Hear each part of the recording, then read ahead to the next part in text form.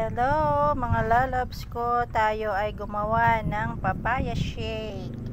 Syempre minsan ang papaya sa panahon, minsan syempre pagka nagiging dulo na o tumatagal, medyo tumatabang na siya ng konti mga lalabs. Pero syempre sa mga may mga diabetes, mas okay at mas kabi po yung hindi siya sobrang tamis. Pero syempre sa mga medyo natatabang ng konti, no problem, i-blender po natin yan mga lalabs. Ayan, diba? Syempre lalagyan natin siya ng ayan,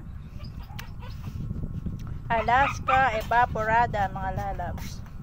Pwede sa mga dessert, halo-halo, shake, sopas or kahit anong luto, napakasarap. Isa sa nagpapasarap sa ating mga puto, mga sopas, mga sinishake po natin o sa malamig or kahit anong pamanlagay ay pwede yan kahit saan. Tsaka syempre yan lang may mga sangkap, papaya, yelo, ayan, may tutumapon yung ating gatas. Tsaka syempre asukal. Yan lang mga lalabs. Syempre be-blender po natin siya, pagsamasamahin lang natin lahat ng ating mga sangkap. Ayan. Yun lang po ang paraan para magawa natin ang paraan ang papaya kung medyo matabang, diba? Pero di naman siya ganun katabang mga lalabs. Siyempre gusto ko rin siyang i-shake. Pwedeng papakin yan, pwedeng pang dessert. Pero gusto ko kasi siya papaya shake para mas masarap siya. Pero mas malinamnam kung i-shake natin siya mga lalabs. O diba, ganyan lang yan.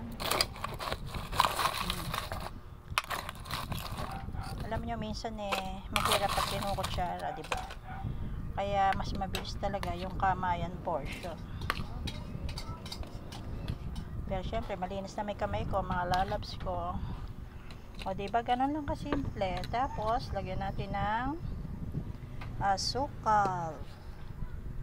O yan, para sa mga gusto ng medyo may tamis.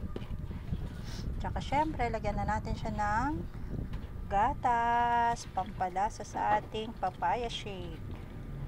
O diba mga lalabs,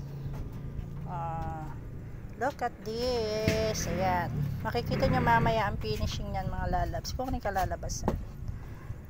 Okay, magsishake na po ako mga lalabs.